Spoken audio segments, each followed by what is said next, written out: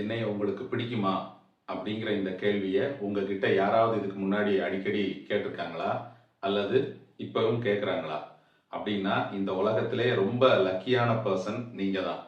ஏன்னு கேட்குறீங்களா? முழுக்க முழுக்க அன்பை மட்டுமே சுமந்து வரக்கூடிய இந்த கேள்வியை எதிர்கொள்ளக்கூடிய கொடுப்பினை இந்த உலகத்துல அவ்வளவு சீக்கிரம் யாருக்கும் கிடைச்சிடாது.